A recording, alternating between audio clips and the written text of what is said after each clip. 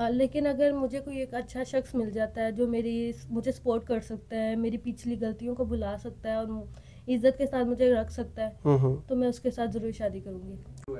अस्सलाम वालेकुम नाज़रीन, आपके मेज़बान मलिक रिजवान आपकी खिदमत में हाजिर है। नाज़रीन, इस वक्त हमारे साथ एक ऐसी कौम की बेटी मौजूद है जिनका नाम है फ़ातिमा। नाज़रीन, गुर्बत आपको पता है हमारे पाकिस्तान में किस तरह से फैल चुकी है, और जो अमीरज़ादे हैं, बड़े बड़े बाप के बेटे हैं, वो किस तरह से लड़की की गुर्बत और मजबूरी को देखकर उनको शादी के नाम पर निचोड़ा जाता है और इस्तेमाल किया जाता है। एक ऐसी लड़की हमारे साथ मौजूद है फ़ातिमा, किस तरह से गुर्बत से मारी मारी घर से बाहर निकलती है और जॉब करने के लिए एक प्लेटफॉर्म चूज़ करती हैं। वहाँ का शख्स, हम उसको शख्स नहीं बल्कि एक दरिंदा कहेंगे, कि किस तरह से उन्होंने इनको शादी के नाम पर इनको इस्तेमाल किया और बेटा पैदा कर कर बगैर निकाह के इनको छोड़ दिया। बकाया कैसे ये मामला हुआ है, हम इनसे बात करते हैं। अस्सलाम वालेकुम। जी वालेकुम सलाम। अच्छा, मुझे सबसे पहले तो ये बताइएगा कि आपको ऐसी कौन सी मजबूरी आई थी कि आपने घर बार छोड़कर नौकरी की तरफ आ गई? एक्चुअली मेरे वालिद साहब नहीं थे, सो सारी घर की जिम्मेदारी मेरी वालदा पे थी। वो फिर बीमार हो गई, जिसकी वजह से फिर मैं उनको इस तरह हालत में काम करते नहीं देख सकती थी। सो फिर मैंने कहा कि आप थोड़ा रेस्ट करें। मैं इस सोच से घर से बाहर निकल गई कि उनकी बेटी हूँ, आगे उनके सपोर्ट करूँगी। सो मैं वहाँ पे जॉब करना शुरू हो गई। आहिस्ता आहिस्ता मेरे बॉस जो थे मुझ पे अट्रैक्ट होने लगे। वो मुझे बात बात पे ऑफिस बुलाते थे, कभी कभी टच वगैरह करते थे। मैं उनको इग्नोर कर देती थी, जाहिर सी बात है घर भी चलाना था। सो मैं उनके पास एक दिन गई हूँ ऑफिस में फ़ाइल वगैरह लेके उनके, तो उन्होंने मुझे बुलाया। मैं उनके पास गई हूँ तो मुझे कहते हैं कि आज रात को मेरे घर आ जाना, कुछ आपसे बिजनेस मीटिंग करनी है। सो मैंने उन्हें ओके कर तो दिया था, लेकिन मेरा बहुत ज़्यादा दिल घबरा रहा था। शाम के टाइम मैं उनके घर गई हूँ, सो उन्होंने मेरे साथ ज़्यादती की है। तो मैंने उसके बाद ऑफिस छोड़ दिया था। कुछ महीने बाद मेरी तबीयत ख़राब हो गई। मैं डॉक्टर के पास गई हूँ चेकअप करवाने। सो डॉक्टर ने कहा कि आप प्रेग्नेंट हैं। जब डॉक्टर ने ये चीज़ बताई तो मैं बहुत ज़्यादा परेशान हो गई कि मैं अब क्या करूँ, कि शादी के बगैर आपको पता है मास्टर नहीं कबूल कर सकता इस तरह ना। सो मैं फिर बॉस के पास गई हूँ तो उन्होंने इस चीज़ को मानने से इनकार कर दिया है। तो अब अपनी इज़्ज़त बचाने के लिए मैं उनके पाँव पड़ के बैठ गई। मैंने कहा मुझे नहीं पता, आप मुझसे शादी कर लें, तो मैं इस तरह बच्चा भी ज़ाया नहीं कर सकती। दुनिया को पता चलेगा वो क्या सोचेंगे मेरे बारे में। वो जिस्मानी तौर पे हवस का बहुत ज़्यादा था, मतलब उसे जिस्म का शौकीन था बहुत ज़्यादा। तो उसने मान तो लिया मेरे साथ शादी करने के लिए। मैं उसके साथ अपने घर तो बता नहीं सकती थी, मैं उसके साथ भाग गई अपने, मतलब पहले जिस माँ के लिए मैंने जॉब शुरू की थी मैंने उसको सोच ख़त्म कर दी और फिर मतलब मैं उसके साथ भाग गई हूँ। तो उसने मेरे साथ 4 माह रहा है, उसके बाद मुझे उसने डिवोर्स मुझे दे ये दी। बताएं, मैं आपकी बात को कट कर रहा हूँ। एक जो बॉस है वो आपको ऑफिस में कह रहा है कि मेरे घर आओ, आपके साथ बिजनेस मीटिंग करनी है। आपको लगता है कि एक ऑफिस में काम घर में हो सकता है? कोई ना कोई उसका मकसद था ना आपको घर बुलाने के लिए। आपको उस वक्त आइडिया नहीं आया कि वो मुझे घर क्यों बुला रहा है? और आपको ये भी पता था कि वो घर बुलाने से पहले मुझे टच भी करता था? मुझे ये चीज़ थी, लेकिन घर की मजबूरियाँ कुछ ऐसी थी कि मुझे उसके पास जाना पड़ा था।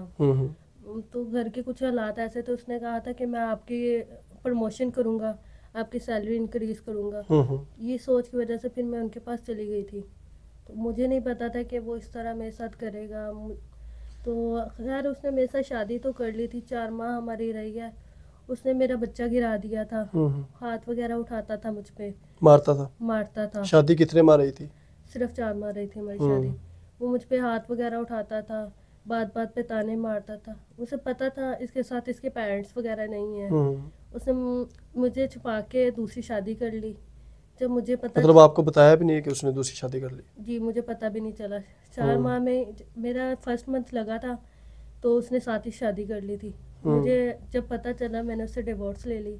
मैंने उसे कहा कि या तो आप उस बंदी को रखेंगे या तो मुझे रखेंगे। तो उसने कहा कि ठीक है आप जा सकती हो। अब मैं जब मेरी डिवोर्स हुई है, मेरे ना घर वालों ने मुझे एक्सेप्ट किया है ना उसने एक्सेप्ट किया है। ना उसके घर वाले? उसने तो अपने घर वालों को बताया ही नहीं हुआ था? उसने, हाँ जी, उसने अपने घर वालों को बताया नहीं था, बिकॉज शादी की थी उसने मुझे। तो मुझे उसके बाद वो ब्लैकमेल करता रहा।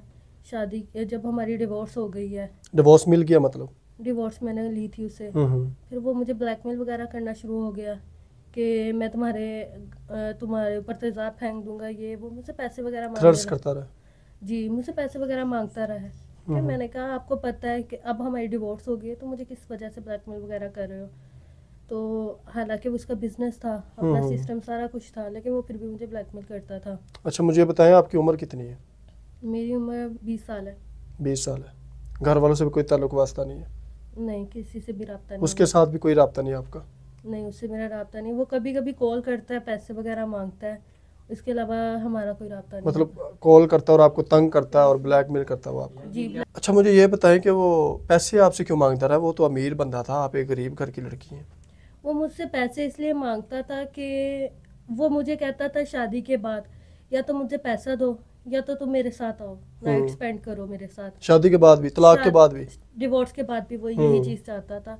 जैसे मतलब कि मैंने आपको बताया वो जिस्म का पुजारी था, तो बस वो कहता, उसे पता था कि मैं कोई काम शाम नहीं करती हूँ वगैरह, ना मेरे घर वाले स्पोर्ट्स वगैरह करते हैं मुझे, तो बस उसको ये था कि जाहिर सी बात अगर ये पैसा तो दे नहीं सकती है मुझे, फिर मेरे साथ आएगी, मेरे पास आएगी, मैं अपनी हवस को पूरी कर लूँगा। अब मुझे आप ये बताएं कि घर वालों ने भी बेदखल किया हुआ है, उसके साथ भी आपका ताल्लुक जो है ख़त्म हो चुका है, अभी आप अकेली हैं और बच्चा गिरा दिया या बच्चा है आपके पास?